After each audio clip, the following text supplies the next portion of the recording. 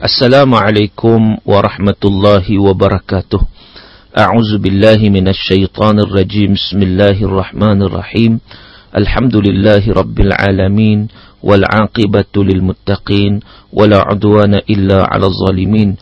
Ashhadu an la ilaha illallah wahdahu la syarikalah wa ashhadu anna Muhammadan 'abduhu wa rasuluh.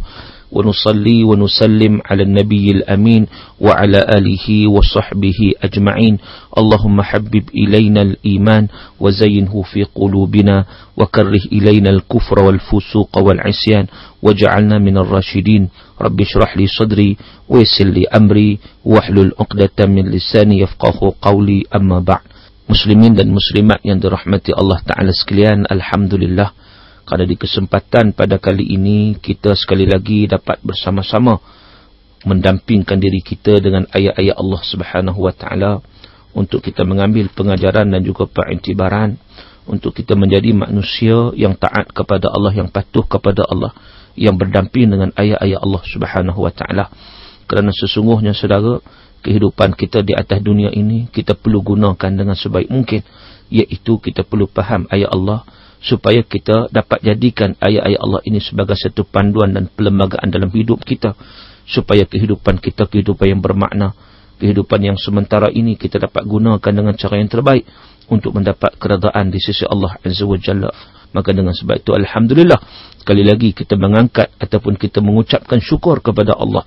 Alhamdulillah di atas nikmat yang Allah bagi, kekuatan yang Allah bagi kepada kita untuk kita terus bersama-sama meneliti ayat-ayat Allah Ta'ala, untuk kita sama-sama juga melaksanakan segala apa yang diperintahkan oleh Allah agar kita menjadi seorang mukmin yang patuh dan taat. Apapun saudara, kita masih lagi berada pada ayat yang keempat dalam surah Yusuf, yang mana firman Allah Ta'ala, a'udzubillahi minasyaitanirrajim, إذ قال يوسف لأبيه يا أبت إني رأيت أحد عشر كوكبا إني رأيت أحد عشر كوكبا والشمس والقمر رأيتهم لي ساجدين. Sadaqallahul azim. Maksudnya apa? Ingatlah peristiwa tatkala Nabi Yusuf alaihissalam berkata kepada bapanya, wahai ayahku, sesungguhnya aku bermimpi melihat 11 bintang dan matahari serta bulan. Aku melihat mereka tunduk memberi hormat kepadaku. Tuan-tuan, itu ayat yang keempat yang kita dah bincang sikit pada seri yang lalu ni sebagai sambungan. Namun begitu saudara, sebelum kita nak bincang dengan lebih terperinci ayat 4 ini, suka juga saya membawa pandangan-pandangan dikemukakan oleh para sahamkah dalam kitab Tafsir Al-Azhar beliau, yang mana beliau menyatakan bahawa untuk mengetahui latar belakang ayat 4 ini, yang langsung menceritakan tentang Nabi Yusuf alaihissalam melihat atau bermimpi melihat 11 bintang dan matahari dan bulan, semuanya bersujud kepadanya, maka di sini dia kata kita kena mengetahui sikit sebanyak bagaimana Nabi Yusuf alaihissalam dan juga cerita mimpi itu sendiri. Kena tahu persoalan-persoalan yang berkaitan dengannya. Dan kita tahu bahawa Nabi Yusuf alaihissalam sebagai satu gambaran ataupun satu pemahaman kepada kita, Nabi Yusuf atau Yusuf dan Bunyamin dilahirkan setelah Nabi Yaqub alaihissalam berusia tua, apatah lagi ibu mereka telah meninggal dunia maka ketika mana setelah melahirkan Bunyamin. Maka dengan sebab itu tertumpahlah kasih sayang Yaqub kepada kedua anak ini, terutama kepada Nabi Yusuf alaihissalam. Yang mana sebab apa? Antaranya kerana Yusuf dan Bunyamin masih kecil, mereka lebih banyak tinggal dengan ayahnya yang semakin meningkat usia waktu itu, sedangkan mereka tidak mengikut abang-abang yang 10 orang lagi yang sudah besar-besar, terutama ketika mana mereka melakukan kerja masing-masing lah, mengembala dan sebagainya. Dan sebenarnya ada satu lagi pengharapan yang terpendam dalam hati Nabi Yaqub yang sudah lama disimpannya, iaitu bagaimana untuk meneruskan pusaka ayahnya Ishak. Yang Ishak itu pula, Nabi Ishak menerima pusaka daripada ayahnya Ibrahim. Pusaka itu bukan berbentuk wang, bukan berbentuk duit, tapi pusaka nubuwah ataupun risalah yang menjadi Nabi dan Rasul utusan Allah Subhanahu wa Ta'ala untuk membawa keyakinan dakwah kepada pengabdian diri kepada Allah Subhanahu wa taala. Jadi anaknya 12 orang saudara, anak Nabi Yaqub ini besar harapannya kepada Allah, moga-moga waris yang diterimanya dari ayahnya ataupun nubuah yang diterima daripada Nabi Ishaq itu, ini juga diterima dari Ibrahim, betul-betul itu dapat diturunkan kepada salah seorang daripada anak-anaknya itu. Jadi yang mana anaknya? Yang mana satu ni, dia 12 orang ni. Sedangkan anak-anak itu sendiri kerana berlainan ibu dipengaruhi kadang-kadang suasana yang dalam rumah, kadang-kadang ada juga suasana yang tidak sihat. Nabi Yusuf dan juga Bunyamin dia kematian ibu. Anak yang lain ibunya masih hidup. Kerana diceritakan bahawa bagaimana ibu Nabi Yusuf meninggal sesudah melahirkan Bunyamin, adik Nabi Yusuf. Maka dengan sebab itu kita lihat Nabi Yaqub amat menitik beratkan kepada dua orang ini, iaitu Nabi Yusuf dan juga Bunyamin. Kerana apa? Kerana boleh dikatakan kehilangan ibu kan. Bila kehilangan ibu tu, kalau kehilangan bapa kita panggil yatim kan. Jadi soalan macam tu jugalah. Jadi kasihnya tertumpah kepada kedua-duanya itu, menyebabkan timbulnya prasangka kepada saudara-saudaranya yang seolah-olahnya kadang-kadang ada dalam kaum keluarga yang di sini merupakan satu cabaran yang akan dihadapi oleh Nabi Yusuf apabila saudaranya itu boleh kita sebut sebagai dengki sikit terhadap kasih sayang diberikan oleh Nabi Yaqub alaihissalam. Baik. Jadi saudara yang dirahmati Allah, sekarang ni dalam suasana kita nak gambarkan itu suasananya. Dalam sekarang ini tiba-tiba Nabi Yaqub alaihissalam mendengar sendiri daripada anak yang dikatakan lebih dikasihi, lebih disayangi itu kerana kematian ibu itu, tiba-tiba anak itu bermimpi dan mimpinya ganjil. Mimpinya dilihat sebelah bintang serta matahari dan bulan datang bersujud di hadapannya. Maka di sinilah Nabi Yaqub alaihissalam mendapat firasat bahawa Nabi Yusuf inilah ataupun Yusuf inilah agaknya ia akan menerima warisan pusaka nubuwah, iaitu risalah sebagai seorang Nabi. Maka dengan sebab itulah baginda Nabi Yaqub alaihissalam memandang berbahaya kalau kisah mimpi ini diceritakan oleh Yusuf kepada saudara-saudaranya yang lain. Kerana kalau cerita ni mungkin sesuatu yang akan memberi kesan juga, sebab kadang-kadang dah mereka kita kata dengki sikit, jealous tentang kisah yang diberikan, dapat pula berita, nampak berita baik lagi ni, maka mungkin menambahkan lagi. Maka dengan sebab itu kalau kita tengoklah pangkal ayat yang kelima, Nabi Yaqub menyatakan, hai anakku, jangan engkau ceritakan mimpi engkau itu kepada saudara-saudara engkau, kerana nanti mereka akan menipu daya engkau dengan pelbagai tipu daya. Itu akan kita bincang lepas ni ayat tersebut. Cumanya saudara, Nabi Yaqub berpesan supaya tidak menceritakan mimpi tersebut tentang bagaimana 11 bintang yang memberi erti 11 saudara, matahari, bulan yang memberi erti bapa dan ibu, yang mana daripada situ dapatlah dipahami bahawa Nabi Yusuf lah ataupun Yusuf lah akan menerima warisan itu, warisan sebagai Nabi yang diutuskan oleh Allah Subhanahu Wa Taala, sehingga saudara-saudaranya akan datang sujud kepada beliau. Maka dengan sebab itu saudara, Nabi Yaqub tidak membenarkan untuk menceritakan mimpi itu, takut bertambah-tambah kedengkian. Apatah lagi kita tahu bahawa syaitan memang mengetahui permusuhan di kalangan manusia ini, dan syaitan dia akan cuba bersedaya upaya untuk memastikan manusia itu bergaduh dan sebagainya. Jadi saudara yang dirahmati Allah, cuma satu perkara yang kita nak lihat sebelum kita tengok secara lebih lanjut ayat yang keempat ini, sebelum kita tengok dengan lebih lanjut ayat keempat ini, kita nak tengok perkara-perkara yang berkaitan dengan mimpi ni, sebab ini berkaitan dengan mimpi saudara. Jadi mimpi ni dia sebenarnya satu perkara yang memang disebut dalam hadis Nabi SAW.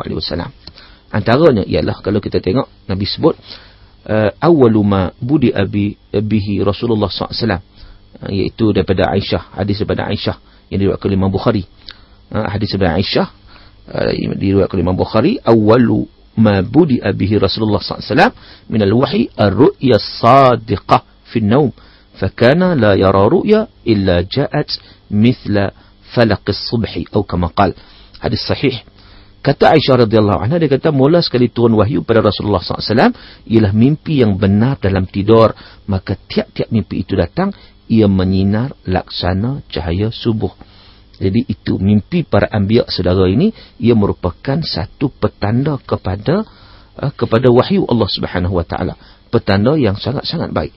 Maka dengan sebab itu, kalau kita tengok dalam Al-Quran sendiri, Allah Ta'ala menceritakan dalam banyak ayat juga, dalam beberapa ayat cerita tentang mimpi-mimpi penting itu. Antaranya dalam surah Al-Anfal ayat 43, yang mana Allah Ta'ala menceritakan idh yurikahumullah fi manamika qalila walau arakahum kathira lafashiltum walatanaza'tum fil amri walakinallah sallam innahu alimun bidzati sudur. Surah Al-Anfal ayat 43 yang bermaksud, ingatlah wahai Muhammad ketika Allah memperlihatkan mereka kepadamu dalam mimpimu sedikit bilangannya, dan kalau ia perlihatkan mereka kepadamu ramai bilangannya, tentu kamu akan merasa gerun dan tentu kamu akan berbantah-bantahan dalam urusan perang itu. Akan tetapi Allah telah menyelamatkan kamu. Sesungguhnya Allah Maha mengetahui akan segala isi hati yang ada dalam dada.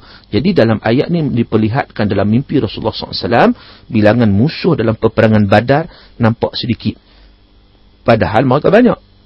Sehingga sepintas lalu seakan-akan berbeza yang dilihat dalam mimpi dengan kenyataan sebenarnya. Padahal ada hikmah yang tertinggi, iaitu memang musuh itu sedikit, walaupun bilangan mereka sampai lebih 1000, bilangan orang Islam hanya lebih 300 lebih saja, tetapi kerana kekuatan pendirian, keteguhan semangat iman, inilah yang memberi kekuatan, inilah yang menguatkan Nabi dan juga para sahabat. Jadi nampak sikitnya begitu. Ini cerita mimpi, disebut juga dalam Quran. Contohnya lagi, mimpi ya, kita tengok bagaimana mimpi Nabi Ibrahim yang diceritakan oleh Allah Subhanahu Wa Taala dalam surah As-Saffat ayat 102, yang mana Allah Ta'ala sebut falamma balagha ma'ahu as-sa'ya qala ya bunayya inni ara fil manam anni adbahuk fanzur madza tara qala ya abati if'al ma tu'mar satajiduni insyaallah minas sabirin. Apa maksudnya? Maka ketika anaknya itu sampai ke peringkat umur yang membolehkan dia berusaha bersama-sama dengannya, Nabi Ibrahim berkata, ya bunay inni ara fil manam, wahai anak kesayanganku, sesungguhnya aku melihat dalam mimpi, ara fil manam anni adbahuk, bahawa aku akan menyembelihmu, maka fikirkanlah apa pendapatmu.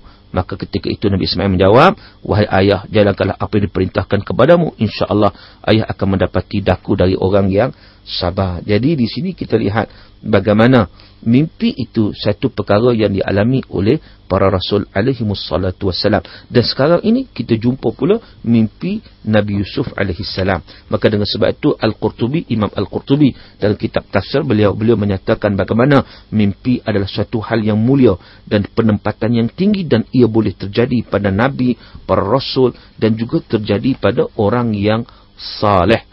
Sehingga kan kalau kita lihat ianya juga merupakan satu mubasyirat, mimpi yang baik, yang benar, yang dimimpikan oleh seorang yang saleh atau dimimpikan oleh orang lain untuknya. Asdaqukum ru'ya asdaqukum haditha, orang paling benar mimpinya ialah orang paling benar percakapannya. Maka di situ satu perkara yang berkaitan dengan mimpi. Dan sebenarnya saudara, ada juga hadis yang menyatakan tentang mimpi itu, iaitu ar-ru'ya thalathatun, ru'ya minallah, wa ru'ya tahzinu minasyaitan, wa ru'ya bima yuhaddithu bihi ar-rajul nafsahu fil yaqadhah fayarahu fil manam. Itu antara pembahagian ataupun disebut tentang mimpi itu sendiri. Mimpi itu ada 3 macam. Yang pertama, mimpi daripada Allah. Yang kedua, mimpi untuk menyusahkan fikiran, itu daripada syaitan.